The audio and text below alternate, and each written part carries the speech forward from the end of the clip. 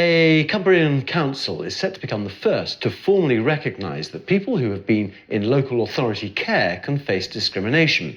Cumberland Council is one of two new councils which will be taking over from the County Council and 6 districts next year. But meetings of the new authority are already taking place, and today it has been discussing why young people who've been in care tend to do less well educationally and find it difficult to get a secure job. Let's speak to Terry Galloway. He's a care experienced person who co-founded Care Leaver Local Offer, which compares different local authorities' level of support for care leavers. Terry, what sort of discrimination do people who've been in care face? Well, I was in the care system myself. By the time I got to the age of 16, I'd lived in over 100 places. And it's tough when you leave care and you jump, you just ticked over that cliff and you've got no real support and you're really vulnerable. Now my family, I ended up doing okay for myself in the end. My family, not so. For instance, my sister ended up losing her children to the care system, and she ended up dying, being killed by a boyfriend in a domestic violence incident. Now, she needed help. She had so much trauma going through the care system that when she left the care system, she was just butting up against a system that just wasn't designed for her. And it sounds tragic, and it is tragic, but the tragedy is it's still happening. All our children, care experienced people are 70% more likely to die early. They face massive discrimination, but the biggest discrimination is the way policies and decisions are made in the indirect discrimination, because care experienced people are just represented in some of our worst statistics. They cost on average £1.2 million in their lifetime in the state, and it's no wonder that we have a crisis in children's social care. So the types of discrimination that we're talking about today is indirect discrimination. For instance, if you've got a child in a children's home and he smashes a window because he's had a tantrum, the police will be called, he'll be arrested, he'll be taken to the police station and he'll be criminalised. Now, that's down to a policy that the police have. Now, if care experience was a protected characteristic, then the police would have a legal duty to do an equality impact assessment and work out how their policies of arresting children of that age would affect care experienced people. And then they might come to a different answer, and then we wouldn't have children that are criminalised. And in every area of society, you see all this indirect discrimination, which is just so that's what we're trying to stop. Okay, well, your story, individually, is inspirational, isn't it? And I'm obviously terribly sorry for what happened to your sister as well. But just explain for us then that when you leave care, is it still the case that at 16, that is it? You are on your own, and there is no financial, psychological, emotional support for children? Yes and no. Because lots of people will argue there's lots of support. Like the website that we have details a lot of that support, what every local authority does in England, up to the age of 25. But the reality is these kids are in care. They didn't choose to go into care. They're in care and they want love. They want family. They want relationships.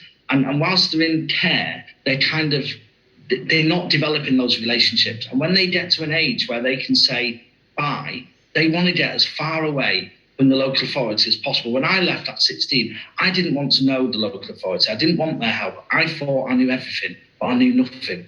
So what local authorities need to be doing right now is helping those young people develop relationships, because it's the relationships that really matter. Trauma, the abuse that some of these kids have suffered from wherever it's come normally happens within some kind of human relationship. So it's only natural that they can heal through those relationships. And the big problem is that when they get to that age where they can go off, they haven't got the relationships with the right people. So they end up becoming so vulnerable, which is exactly what happened to to my sister and what happens to a lot of kids. They'll end up joining gangs because they think they mistake that rapport that they have with people for the first time. They mistake it for kind of love. That's what they're looking for, and that's what we're not providing in the care system. No, but can the system cope? I mean, the system is already engulfed, isn't it, with looking after the elderly? Are there enough social workers, officers there who can actually deal with the extent of the problem? I mean, what are the statistics, for example, about the people leaving care? Do you happen to know? Yeah, well, if you was to count all the prisoners in prison today up to the age of 21, half of them will be from the care system. If you was to count all the homeless people in England, 25% of them will be from the care system. It's just dreadful. It really is. But the thing is the system can cope if we work together. And this particular motion that we're talking about here as having a protected characteristic for care experience, it's not about a lot of care experience people might, especially younger ones, might think that that's going to give them stigma because they've got to wave the flag to say that they care experience. But if you think in the context of, say, a disabled person approaching a zebra crossing or a pelican crossing, and they're in a wheelchair, they don't have to ring anybody or shout out and say, I'm disabled, I need to use this crossing. The crossing is designed for them. If they're in a wheelchair, there'll be a drop curb and they can go across and nobody will even take any notice of it. If they're blind, they can hear the crossing. If they're deaf, they can see the crossing. And that's what we need for our public services. We need it designed so that our young people leaving the care system and older people they've got equality. And that's kind of what we need. And one of the other big things that's going to make this work and bring in the resources is that if we all take responsibility, and that's why we've also called, and a part of the motion today is to extend corporate parenting to all public bodies. And what that will do is that will help social care, because at the moment, people are all in their silos saying, this is not my job, that's social care, and they're getting overwhelmed. But the reality is it takes a village to raise a child. And these children, these are children of the state. These are children that the state have said that their families can't look after them. So they took on that parental responsibility. And the reality is we're failing them. And until we bring in a protected characteristic and an extension of corporate parenting nationally as part of legislation, it's not going to properly change. But what we're doing with this campaign is we're asking local councils to adopt this voluntarily so that it's actually policy in that local council. And Cumberland today have taken that step, and I'm just so proud of them. They've taken that step, and we've got 21 other councils in England ready to follow suit, and we just need to keep going with it.